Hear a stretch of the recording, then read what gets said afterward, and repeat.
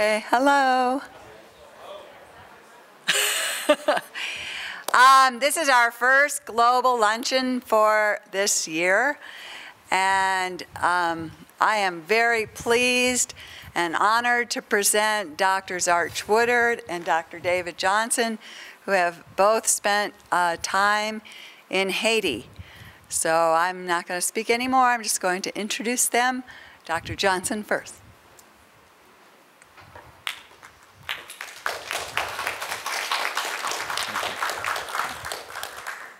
This is good. You can hear me? Okay.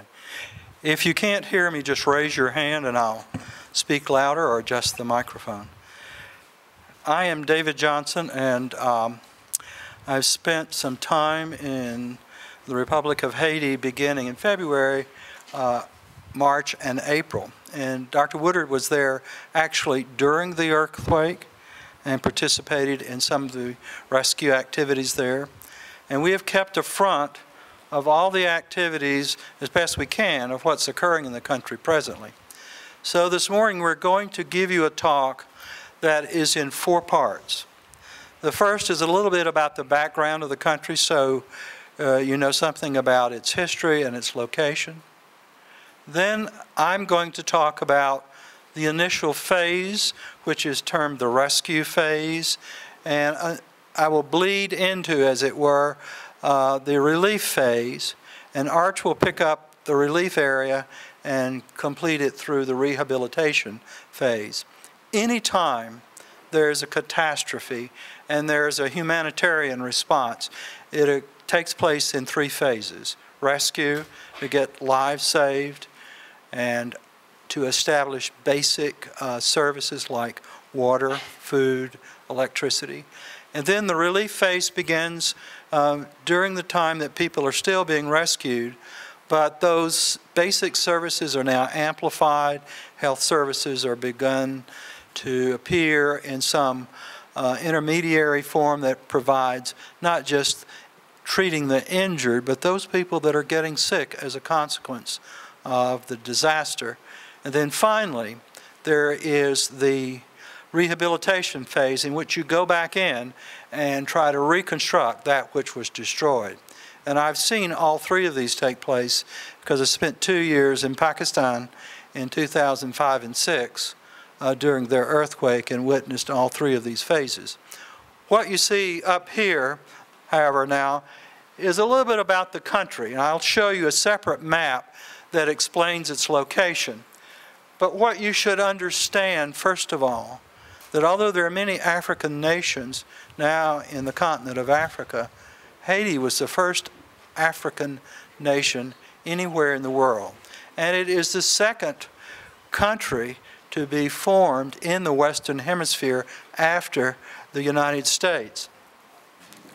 It is the poorest country in the Western Hemisphere.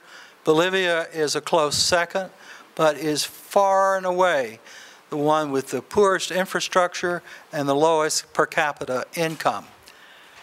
Many of you probably have heard of the Duvalier family, Papa Doc and Baby Doc, who ruled that country from 1956 through 1986. And Baby Doc was overthrown in a coup, and shortly after that, a man named Jean-Claude Aristide, a Catholic priest, became the president. Aristide grew up in the slums of Port-au-Prince and saw how most people lived. And following his completion of seminary, which he did in Haiti and in the Dominican Republic, and traveling some in Europe, he began to evolve a group of programs that enhanced the life of the poor, largely feeding programs, programs for street children, and his philosophy and theology is termed liberation theology. And if you follow the history of Central America, particularly Nicaragua and Costa Rica and other countries, you'll find that there are other dynamic Catholic priests who are trying to free the poor from the arms and hands of the greedy, particularly their leaders. He was elected in 1990, but the army was too strong and they created a coup and he was overcome in 91. However, he came back to power in 1994 when the United States told the ruling junta, it is time for you to have democracy again. He was re-elected in 2001, but was overthrown again in 2004, this time because the United States was against his programs. It's a very complex history, as you can see. In 2006, René Préval became the present president, and he is the president right now. And we're going to mention him some during this presentation.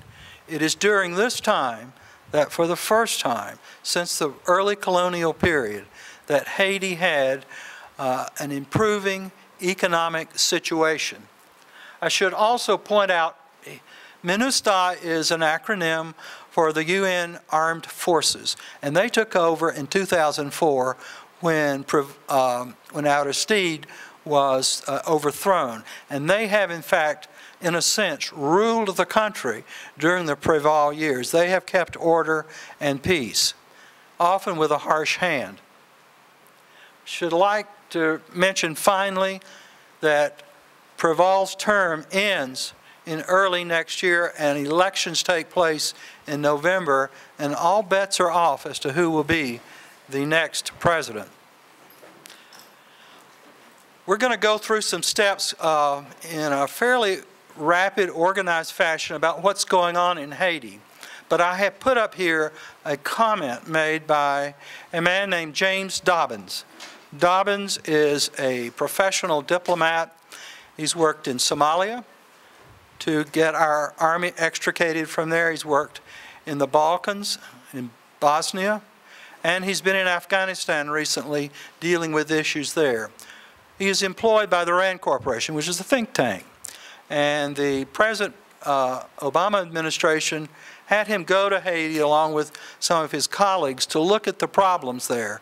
And you can see that, first of all, those humanitarian groups that are there or that are based here and somehow operating through intermediaries there are doing a good job. But they're basically doing what's left of rescue and all of relief, but they're not very involved in rehabilitation except for some unusual examples which we'll show you.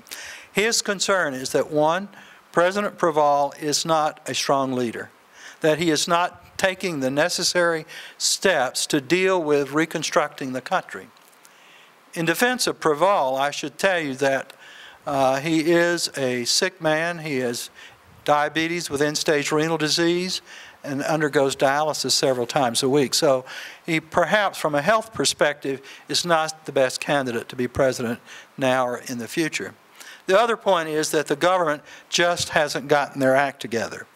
And Dr. Woodard is specifically going to talk about what the government has been doing in a more positive way, particularly since August of this year. This is the island of Hispaniola. You can only see this western third. The eastern two-thirds are occupied by the Dominican Republic. It's about 150 to 200 miles from here to here. This black oval represents the extent of the earthquake that occurred on January the 12th. It was 7 on the Richter scale, which is a horrible earthquake. There were approximately 220 to 230,000 people killed in a population of 9 million. You think about that. Think about the proportion of people killed to the total population. Secondly, about 1/6 of the population, 1.5 million, were displaced. Most of those displaced internally within the country, outside this oval area, or at least into IDP or internally displaced person camps around the capital. A few have filtered across into the western part of the Dominican Republic. During my time in the DR, I had a lot of opportunity to visit Haiti in February, March, and April. In fact, every day I tried to get into the country, some days successfully, some days not. What you see here are 18-wheelers. Every morning by 7 o'clock, when the Haitian border opened, there were 3 miles of 18-wheelers lined up to bring in supplies from the Dominican Republic. Most came in through the capital with ships, but a few came in through another city called Barahona. By nightfall, all of these had traversed the somewhat difficult passage across the customs area and took this first part of the highway in to the capital. This is truly the national highway from the Dominican Republic into the capital on the southern route. And this is where most of the material went in at first, because the airport, if you'll recall, and the port were both closed because of the earthquake. I'm going to show you a couple of pictures now just of devastation, just to for you to keep in mind. This is the equivalent of the White House. This is the Palacio Nacional, and you can see how it collapsed. The president escaped, and he lives across the street in another building. This is the Roman Catholic Cathedral. 85% of Haitians nominally are Roman Catholic.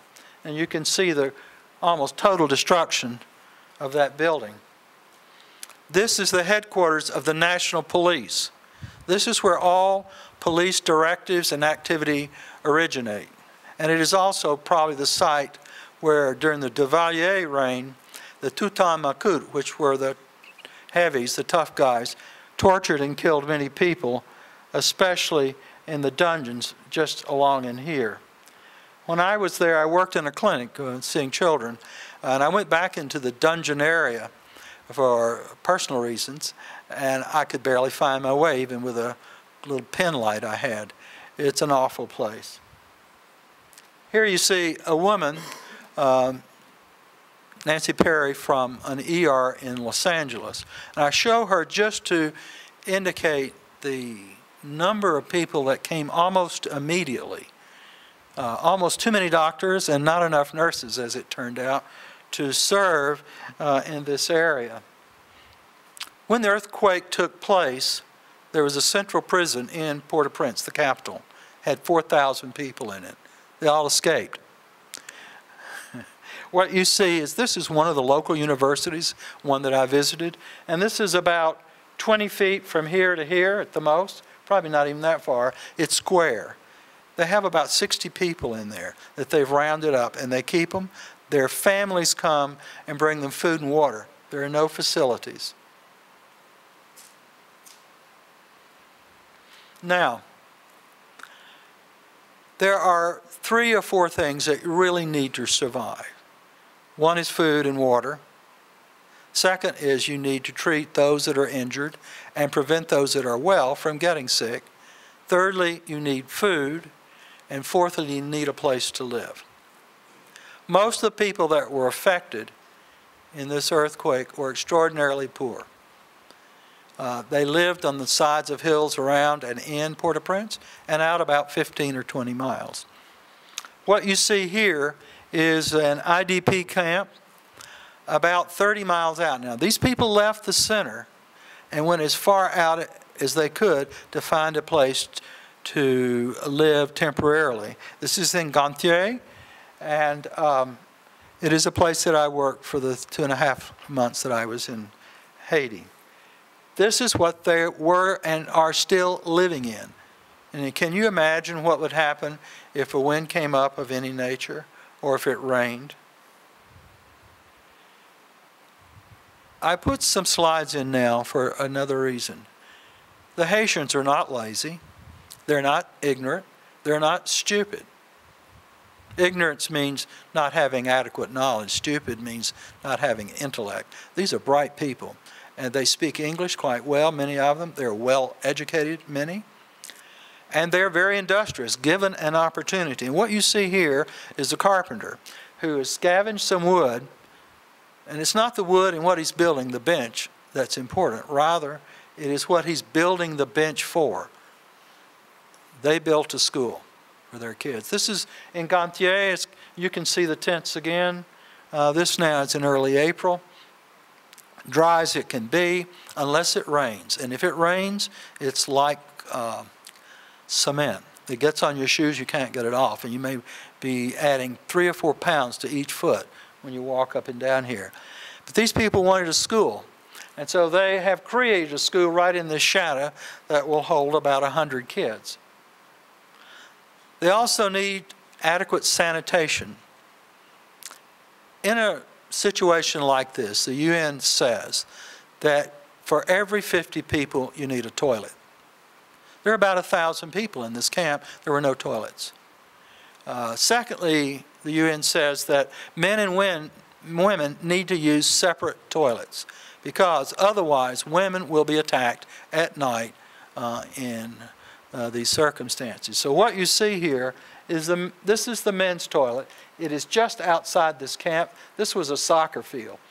And so the men can go out here, and over this way they're constructing toilets for women so that they are safe. The children also will go over there. I put this in for another purpose. This now is right at the airport, the International Airport in Port-au-Prince.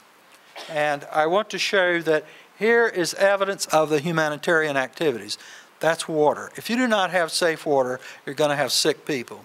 If you do not have water, you're going to have dehydration and disease and death.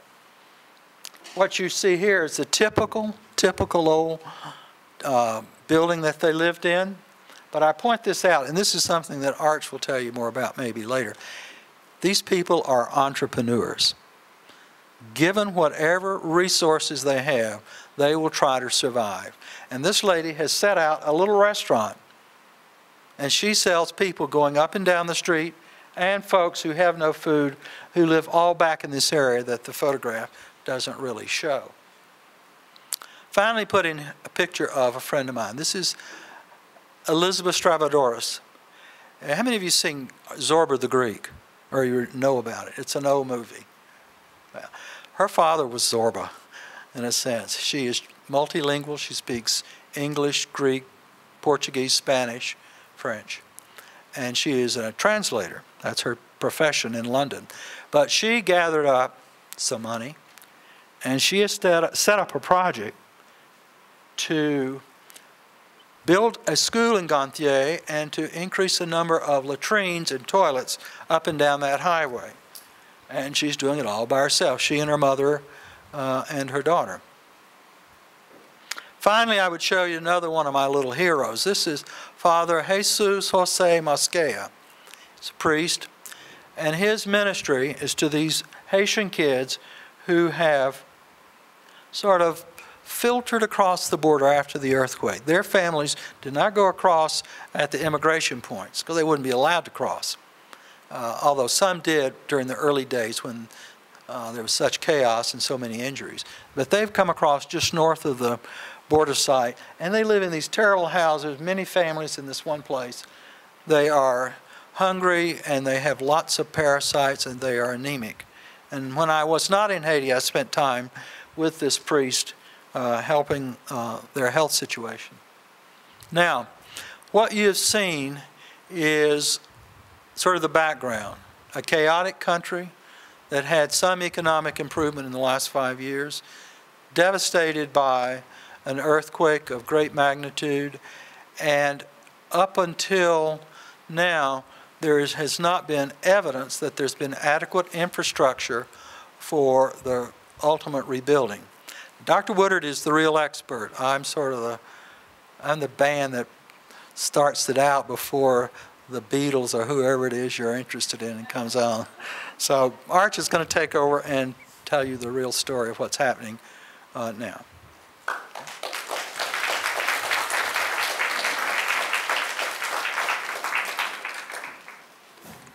Thanks for coming out. As David said, the initial outpouring of relief, as everyone knows who was watching on CNN, was tremendous, and the first couple of months were tremendous. And now you hear less and less about Haiti in the media. How many of you out there have sort of a positive feeling about what's going on in Haiti now, rehabilitation, rebuilding schools? How many have kind of a negative? There's a few. I mean, the news tends to talk about a disaster like the storm they had the other day and blew down some tents, or any corruption that's discovered.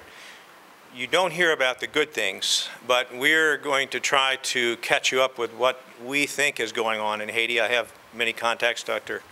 Johnson does as well, but even if you live in Haiti, it's difficult to tell exactly the big plan and whether things are happening. This Shelter Box Rotary International is a Rotary program that existed before the earthquake, and basically for $1,000, that kit, including that box, and a tent, a very good tent that'll last 2 years, is sent immediately to any disaster area. And I think Haiti ended up getting about 2,000 or 3,000 of those. There are many other tents and so on that went down there.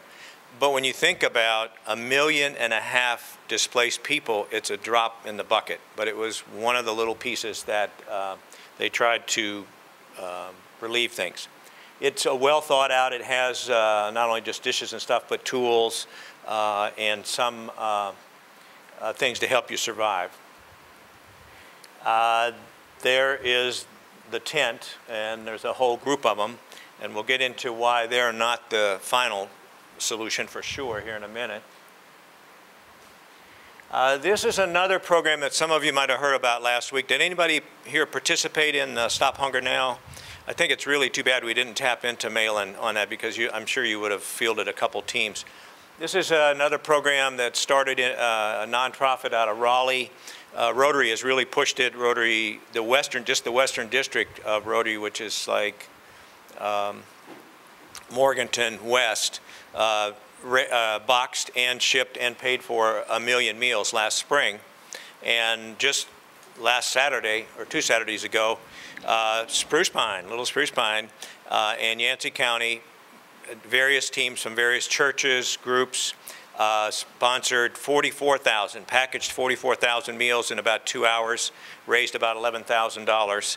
So there are ways you can get involved, a hands-on way. And we intend to have another one of those packaging events next spring, and we'll certainly be tapping into the Mayland Community College student body. Those meals were kind of like rice, protein, vitamins. We cook some up. It's not too bad, but if you're hungry, you love it, and these kids love it. There's some criticism about feeding programs for poor countries, because if you just give them the food, it doesn't get them to grow their own food, go to market, and so on. So there's always those questions. What we like about Stop Hunger Now is that these meals go to school lunch programs. And these Haitian families living in those camps that Dr. Johnson showed you know that that's the only hot meal they're going to get all day. They send their kids to school. And so it has a double advantage of nutrition and better attendance at school. That's a classic, wondering where the next one's coming from. We were actually very blessed in the first 5 to 6 months after the earthquake that there were no heavy rains. It just, usually the hurricane season's in the fall and through January. They didn't get hit head-on by a hurricane this year like they did 3 years ago, which flooded Gonaive, another big city. But just the other day, just kind of a minor tropical storm hit and blew down thousands of tents, especially the ones that aren't well constructed. These are the second phase. These are not just tents. They have wooden frame, they have ventilation, and they usually then are owned by the family that moves into them. And when, at such time, they don't have to live in these concentrated blocks, they pack it up and take it somewhere else. So it seems like not much, but these are called transient shelters, transitional shelters, and they're very important. There are 2 groups making these right now. Samaritan's Purse has a goal of putting up 7,500, and they've already put up 1,500 in difficult situation. Habitat for Humanity is putting up 50,000 in the next 5 years. They're behind, but have a good plan. Why aren't they going up faster? The money's there, the supplies are there. Land ownership is a big problem right now. When Port-au-Prince effectively fell, all the big buildings in Port-au-Prince, That was the capital. That's where all the deeds and all the legal documents were, and they're gone. Believe it or not, even though Haiti is a very poor country, seems very primitive, they have laws, they have land ownership, they have deeds that have been in most families for a long time, and that's very important to them. So you can't just go well-meaning and put up a shelter on somebody else's land. So I think so far they've used up all the land that's easy to identify, and now it's slowing down a little bit because they have to find a way to show that that was their land or that this land is available for transitional shelters. You can see just the rows and rows and rows. That's the way you have to do it when you have only limited land to temporarily relocate these people. This is a big step up from tents and those raggedy sheet shelters that they tend to put up that were the only thing available right after the earthquake.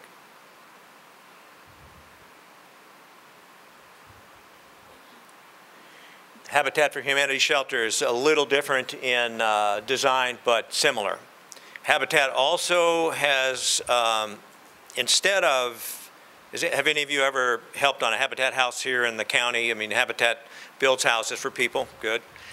Usually using volunteers. They've had to shift gears here, and because they're having to do so many at once, they have, Rotary and myself and some friends from Spruce Pine have built a house in Mexico a couple years ago where we took some volunteers down.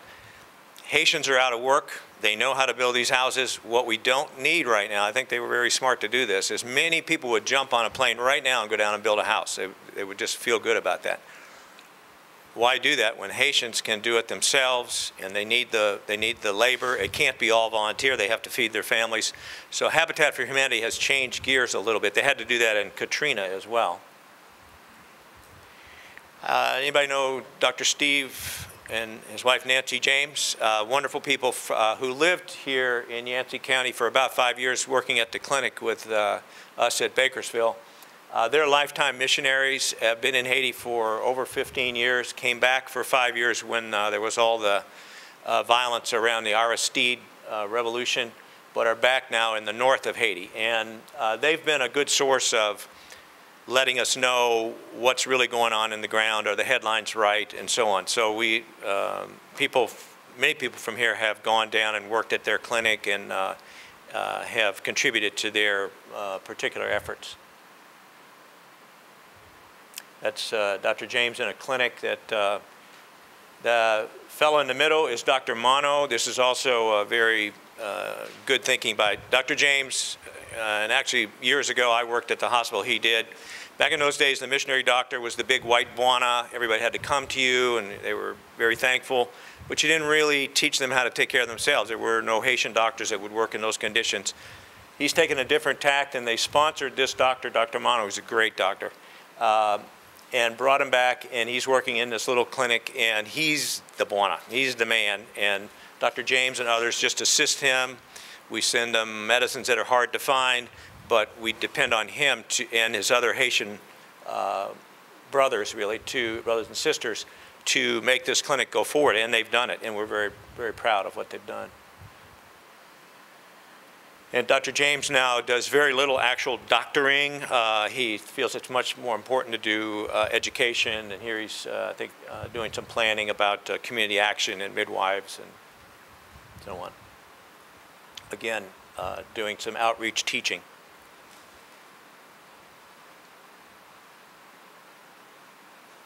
Now we're 9 months after the earthquake, and Haitian people themselves are saying, wow, we were impressed right at first with all the aid that was coming in. They could hear the airplanes coming to the airport and the long lines of trucks. Why isn't my life any better? There's still limited shelter, many people still living in those makeshift tents that Dr. Johnson showed you. And so we're starting to get some protests, understandable. People are saying, why isn't President Proval, why isn't the Haitian government moved ahead? They're not decisive. There's probably many reasons for that. Dr. Johnson outlined a couple, or President Proval's health. You have to think too, how would we be responding if Washington, D.C. was nuked? If the Capitol building was just gone? and most of the legislators and most of the executive branch. So all the major agencies that did health, education, all of that stuff that government does, their headquarters were located in Port-au-Prince, and 90% of them were, the buildings were destroyed, people were killed, key people. So President Preval has had a hard row to hoe since then because of his government has just almost fallen apart. So what they've decided to do, there's 2 levels of aid to Haiti. One is the big picture, that would be World Bank, United Nations, and so on. That has come under the umbrella of the Interim Haiti Recovery Commission. And they named the ex-premier of Haiti as one member and Bill Clinton as the other. Turns out that just following his presidency, Bill Clinton became very interested in Haiti and has been a champion. He's well liked there, and whatever you think about his politics and everything else, he's a pretty smart administrator. So everybody thinks that that part is moving ahead. But I'll throw some figures out. I'm not sure they're all right on, but the nations of the world, through the World Bank and all that, committed $11 billion to reconstruct Haiti. To this day, less than 1/10 of that has been dispersed. So we say, are people reneging or what? And they're not. They've been meeting over the summer. They just want to make sure that the actual organization and structure is in place, because once you start pouring money, it has a way of getting in the wrong hands, black market stuff. That's always going to happen to some extent. In Haiti, like many third world countries, is going to happen a lot. Corrupt officials and so on. So they're being careful. I think the next few months and then the outcome of the election is going to tell us whether they're just being frozen into inaction because of all this, or that this does have a calculated plan, and you'll see this money begin to funnel itself into the various sectors that they're trying to work on. Health, school programs, small farm reconstruction, small business assistance, so that they can create jobs. And then one of the biggest tangible things is the rubble removal. Most of the rubble still has not been removed from the capital. I have to say that I was in the capital of Nicaragua. They had a huge earthquake down there 25 years ago. I was there 15 years afterwards, and there's still many buildings sitting there, and that was a modern city, Managua. So it takes a while to do all this. One of the reasons Dr. Judge put this, one of those reservoirs was probably donated to provide water to a village in Haiti, but when it gets to the port in Haiti, they charge big customs fees and won't release it until it's paid. So who's going to pay that? And I've been on the receiving end of that when I worked down with Dr. James in Haiti. People well-meaning would box up all their medicine and send to us, and then it would get to the thing, and they'd want a lot of money for the customs. And it was a big drain on us to have to pay for that, especially if the medicine and so on didn't fit our needs. So that is not a unique Haitian problem. Almost all Latin American countries, government is supported by impuestos, import taxes on things coming into the nation. They don't have income tax. They don't have very effective property tax. That's what fuels the government. So I got into a big argument last spring with a customs official in Cape Haitian. I had gotten some people to donate about $500 worth of medicine and things they really needed. It got there and he wanted $150. And I was arguing with him, and he said, look, we still have to make the country run. It's not going in my pocket. This is how we run our government. So I'm sure there is some overcharging and all that, but it's a problem that many people don't understand, that these import taxes, even though it's donated for poor people, it's still, they have to run their government, and so you have to put up with some of that.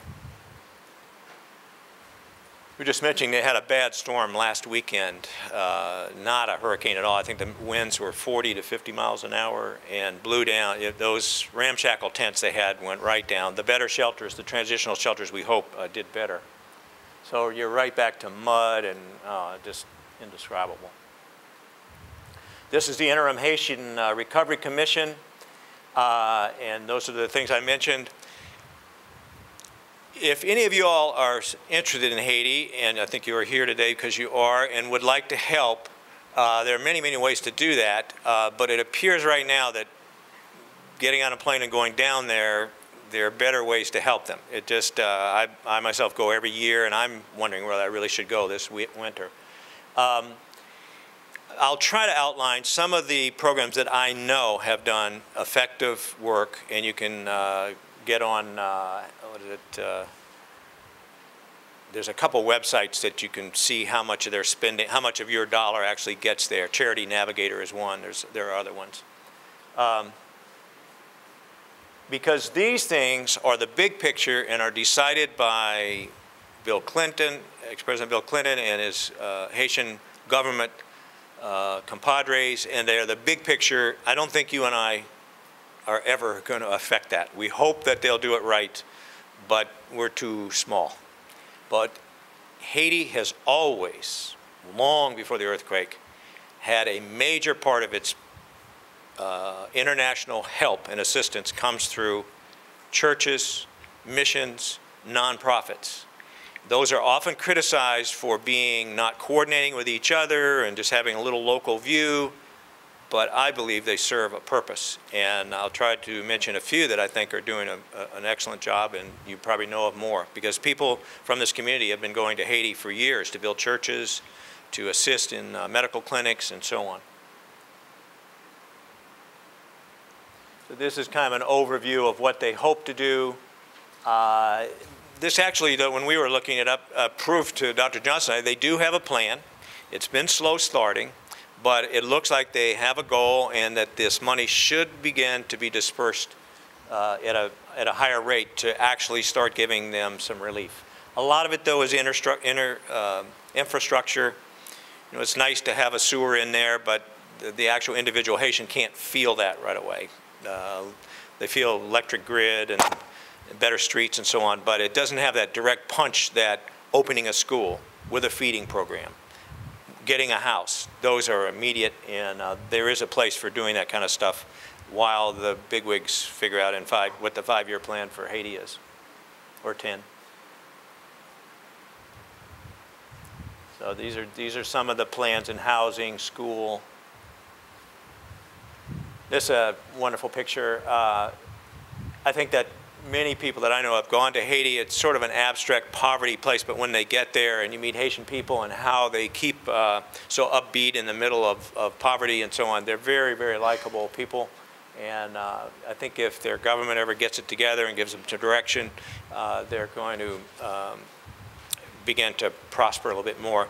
As Dr. Johnson said, the 5 years before the earthquake, under President Preval, with some assistance, and the Clinton Commission and so on had been there, they were beginning to get it together. So hopefully, once this this big disaster gets cleared away, maybe it'll be the portal for moving ahead in different ways than they've done before.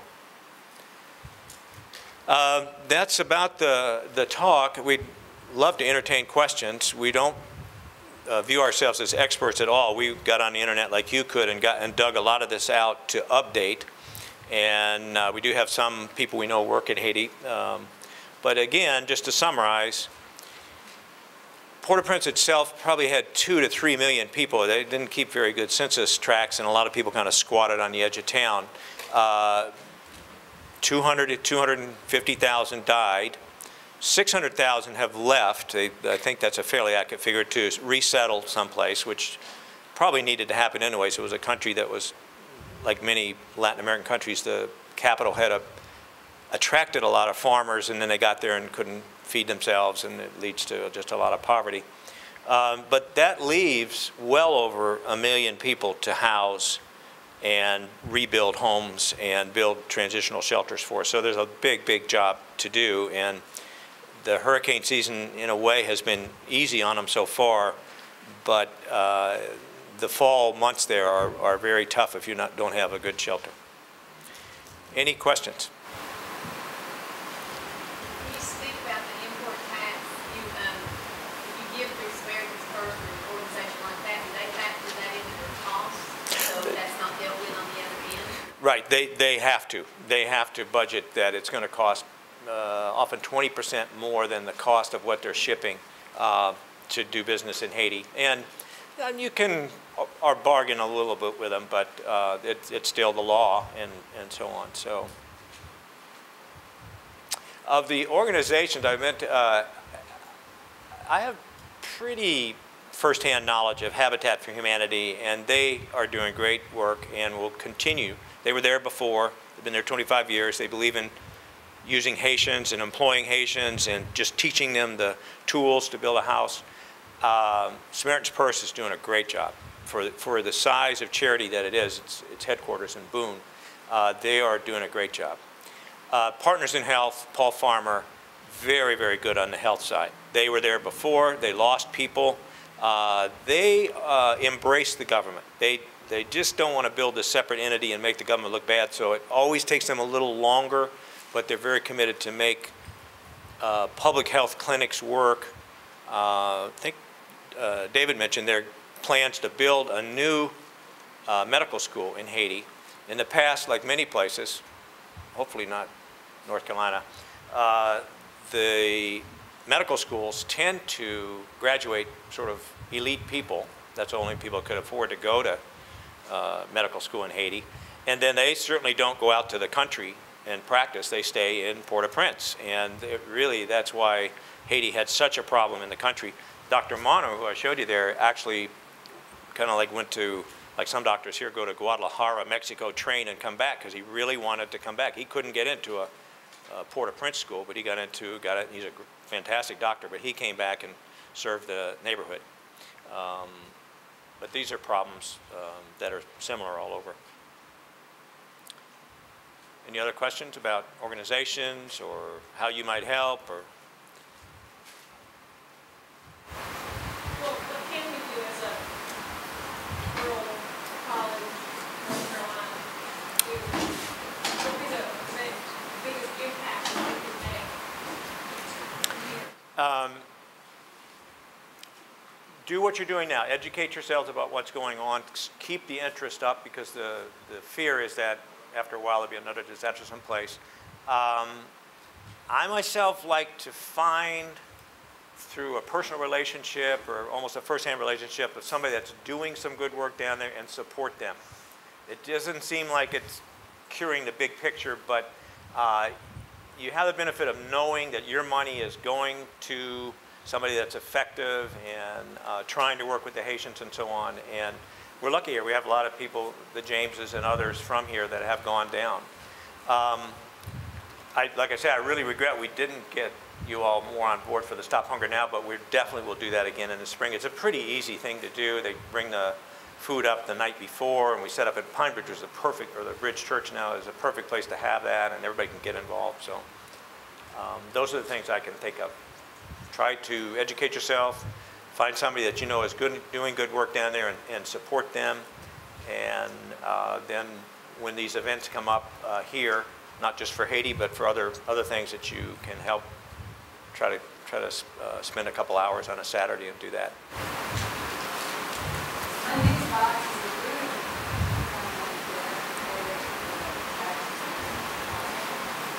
What's that?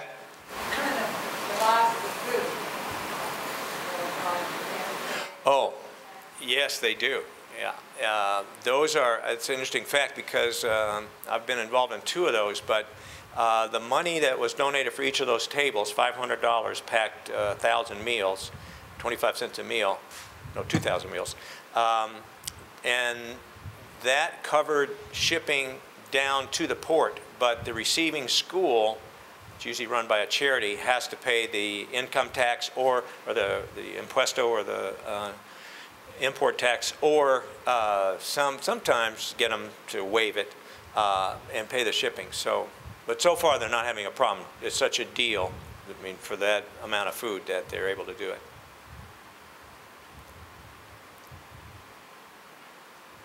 Oh, yeah, go ahead. Did you say that you were there right before the earthquake? Yes, right. I wasn't in Port-au-Prince. I was in Cape Haitian the night that the earthquake happened, and so was in a good position to go down and work near Léogâne, between Léogâne and Port-au-Prince with Dr. James wasn't there, but he got back the next day, and we were able to drive down there.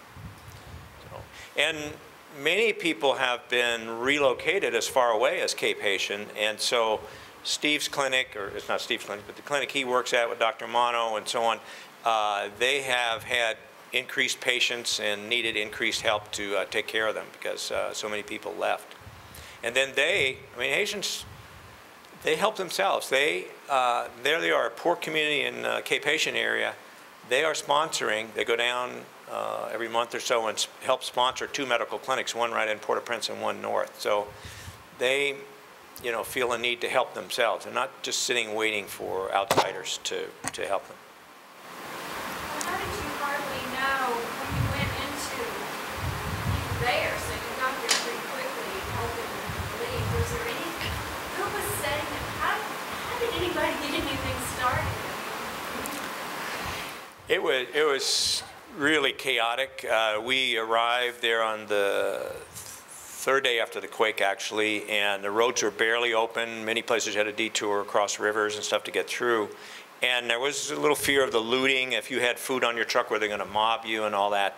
But we had a part Haitian, part missionary team, and managed to get across Port-au-Prince and over to Léogâne, where we found this Christianville mission that had been leveled. Their schools, all their buildings, they barely got out alive themselves, but they had a couple of school buildings with metal roofs that were still standing, and so it gave us a perfect place to hold medical clinics for that was the real initial triage form. But no, I speak enough Creole to see patients and so on, but when they start going fast, but I could tell just from the look on Steve James' face that we got into some arguments at corners and people yelling and stuff, that he was a little nervous, but it all worked out. I don't think they had the massive violence that they thought would happen at first and so on. In fact, Haiti's been more tranquil since the earthquake than it was before. There were kidnappings and all that beforehand.